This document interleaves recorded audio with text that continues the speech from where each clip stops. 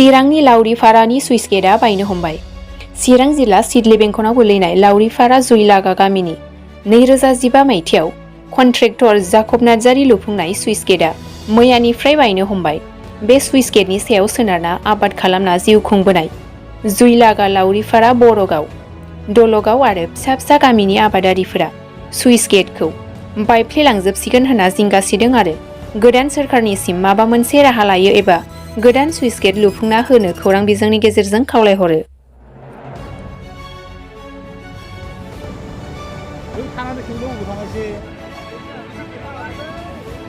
गामियाथ' थासारिया गाज्रि जागोन माने बे गराखनिया जानानै खुरखाजोबगोन। ओरैनोथ' जोङो समाय गथे बिनि दै लोमनाय, बिनि दै खुरखानाय, बिनि गेजेरजोंनो दै लोमजानानै मालाबा जों रिलिफबो जानो गोनां जायो। दा जोङो नांगौ मथन जोङो रिलिफखौबो बेबायदि मोना सरखारनिफ्राय। दा बेखौ खोब रायजोआ दुखु खालामो जाहाथे एबार जुदि दानि गोदान सरकारा मोजां मथन नायनानै मोजाङै सार्भे खालामनानै गोदान सुइस गेट बानायोब्ला मोजां जायगायाव बहायनानै जाहाथे गामिनि ओनसोलखौबो मोजाङै नायफानानै माब्रैबा बान्दो होनानै माब्रैबा प्रटेक्ट जागोन बेफोरखौ नोजोर होनानै जाहाथे मोजाङै मोजां बानायलाङो बेखौनो रायजोआबो बुंबाय थायो। जे जोंहा माने बे दै सेर सेरावनो न' दंखायो। बे दानि न' नङा, गोदोनिफ्रायनो न' दङ। दानिफ्राय लुब्रबनाय न' नङा, जुग जुग जाबोबाय। बे दैयाबो दानिल' दै नङा, दानि लाबोब्रबनाय दै नङा, गोदोनिफ्रायनो दै दंखायो। नाथायबा दिनै जोङो फैयै फैनानै बिटिसि सरखारनिफ्राय मोनफुंनाय जितु सुइस गेट 2015आव जोङो बेखौ अपेनिं खालामनानै बे दैजों जोङो माइ गायहैदोंमोन। दा बे 2015आव जाफुंसारनाय जितु सुइस गेट जुइलागा सुइस गेटआ फैयै दोननानै दिनै बायफ्लेनाय अबस्थायाव फैबाय। बेनिखायनो जोङो बेनि दैजों दै लांनानै माइ गायहैग्रा रायजोफ्राबो जे नुहुरो जे आरोबाव जोङो गोदोनि भुगिनायखौनो आरो भुगिफिननांसिगोनखौनो साननानै दिनै जे जोङो मिडियानि जुनै बेखौनो जोङो फोरमायनो सानो जाहाथे गोदान सरकारा बेखौ मोजां मथन नोजोर होनानै एसे थाबैनो गोदान बेबस्था लायो बा गोदान सुइस गेट मोनफुंनो थाङो बेखौनो जोङो बारै जोङो माने डिमान्ड खालामो आरोखि। जोङो खुरखानाय मालानिफ्राय जानाय बे खुरखानायाथ' बायदों होनना बुङोब्ला मैयानिफ्राय जाबाय बियो। मैया मोना बेलासिनिफ्राय बियो सुरु जाबाय जे बिदि गब्रायनाया। थ' बे गब्रायनाया जों आसरित सानदों दिनै बेथ' थानायनि सम्भब गैला। दानिसो एगजिकिउटिभ इन्जिनियाराबो नायनानै थांबाय, खाथियाव थांनो होआखै, एलेखाखौ खुन्दुं गोजाजों सोंनानै दोननो खिन्थादों, मानसिफोरखौ थांनो होआखै।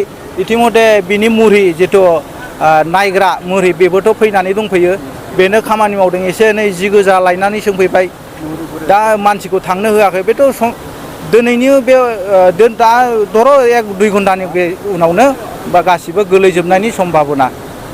मा गामि खेथि खालामो बावहायथ' बेखौथ' ओरैनो जुइलागा होनबाय आरो लावरिपारा दङ, बेनि उनावहाय दङ गरागाव, बेनि उनावहाय दङ जोंहा दलगाव रेभिनिउ हिसाबै आरो बाहाय बहुद फिसा सुब्बा हिसाबै गामि दंबायो। जों रेभिनिउ हिसाबै मोनब्रै गामिखौ जोङो उल्लेख खालामनो हानाय जोंहा बाहाय एकदम क्षमता दंथारो। बायनाया मालानिफ्राय जानाय बे सुइस गेट बायनायाथ' दिनैल' नङा बियो, दा मानसिफ्रा दिनैसो गायदों होनना बुंदों। जवा बोसोरनिफ्राय हबेयाव एसे माने सुरंग जाखादों, बायखांदों, बायहां जाना थादों। दा बेखौनो हाबनानै जोङो जोंनि गामिया दिनैहाय जों उपजुक्ति बायदि मोनदोंमोन खामानिखौ। खिन्थु दिनैहाय जोङो नुबाय जोंनि मुगावनो जोंनि मेगनावनो बे सुइस गेटखौ बानायबाय बिना सार्भेयै बे माबाखौ सार्भे नङाब्लानो गायसनफैदों बिसोरो बे सुइस गेटखौ। गथिखे बे उपजुक्ति जायाखै, उदाय मावलांदों थिखादारा जाकब नार्जारिया। दा बिथाङा थाखाखौल' मोनलांथों होननानै थाखा देख'नानै लांनानै कयेकजन जिबलाक माने एसे बाहाय सासे सानै मानसिफ्रा लिडार जानानै बिनिफ्राय साबख'नानै थाखा फैसा जाना थांबाय। जों जोंनि गामिखौ खिन्थु गामिनिल' नङा, गायनाय फुनाय बे 6-7टा गामिनिफ्राबो माने जोंनिफ्राय खुनु सुबिदा मोनबोआखै, सुबिदा जायाखै। बे सुइस गेट जुदि गैयाब्ला बे 6-7टा गामियाबो खुनु उन्नति जानाय नङा आरोखि, आरो गायनो मोननाय फुनाय मोननाय नङा आरोखि। गथिखे दा जोङो दानि गोदान सरकारखौ जों जाहाथे आरो बिनिख्रुइ साबसिन माबा मोनसे उपजुक्ति मोननाय सुइस गेट एबा प्रटेक्सन बिदिमोन मोनसे जुदि सुइस गेटखौ जुदि बानायनानै होयोबा थाबैनो जों बेखौनो लुबैदों जाहाथे जोंनो हा हु गैयाब्लाबो पाब्लिकआ जाहाथे सुखि जानानै सुखि मावनानै जाथों होननानै आङो बेखौ सानो आरो ओरै फारसेथिं जोंहा बे जुदि सुइस गेटआ जुदि बायोब्ला जोंनि गामियाव गासिबो खुरखुं खुला जाबोजोबगोन गराख'निया जाबोजोबगोन आरोखि सेर सेरना हा बारि बिथा एसे एसेल'आनो नस्थ' जाजोबगोन गथिक बेसेबां खौथिनि खामानिया आंनि खोनानाय मथे बे मोनसे द्रप आवगाय मावग्रोदों खोलानिखौ फिसानो बियो 1,35,000,000 आरोखि 1,35,000 30,000 नङा लाख 1,35 लाखसोमोन ओमफ्राय नैबे आरो बेखौ नैबेनिफ्राय आरो गोदान खालामफिनदो आरोखि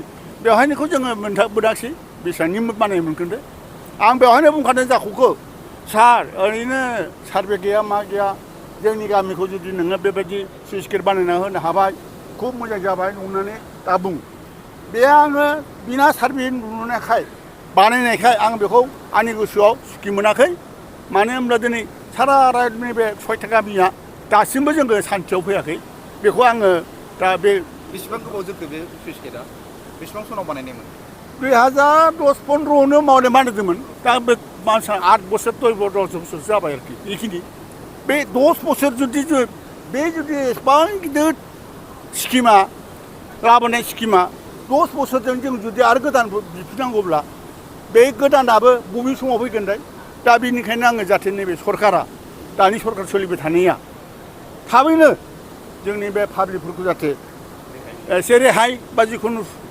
सुखि खालामना होनो हायो दा आं बेखौनो खामना खालामबाय दा थाबैनो जोङो नैबे सुइसखौ गमामायैनो जों गोदान लुबैफिननाय जादों आरोखि आरो आं मोनसे खोथा बुंनो लुबैदों सारमोनहा आग्ला जेब्ला सुइस गेट बानायलांदोंना सार्भे खालायाखै जोंनि मथेब्ला हबै डाउनाव खालामनांगौमोन बे डाउनाव जायोमोनब्ला जाहाथे दैया गेलेयोमोन ओमफ्राय दिनैसिम नैबे दरखं मोखाङा नैबे दरजानि साहाजों रावबो बान्दोखौ मथेबो नायफैया रावबो नायफैया बेखौ आंनो बे इन्जिनियार सासे बर' दंमोन दाख्लैसो फैनाय थांफिनबाय दा ट्रेन्सफार जाबाय बेखौ आं बारंबार बुंदों सारानो नायलां मा जाखो दिनै बे सुइस गेटआ बिना सार्भे बानायबाय जोंनि गामिया गराख'निया जाजोबसै बिनि बेब'स्थाखौ सारा मोनसेबा खालाम नैबे साहानि दै गेलेग्राखौ जाहाथे साफा खालायनानै होयो सारा ओमफ्राय नैबे सुखुनायखौबो आं बुंदों आंनि जरावनो नैबे माबाखौबो बुंलांदों बियो आं बानायना होसिगोन प्रटेक्टखौ हाया नैबे आं बेखौ दै खालामना होसिगोन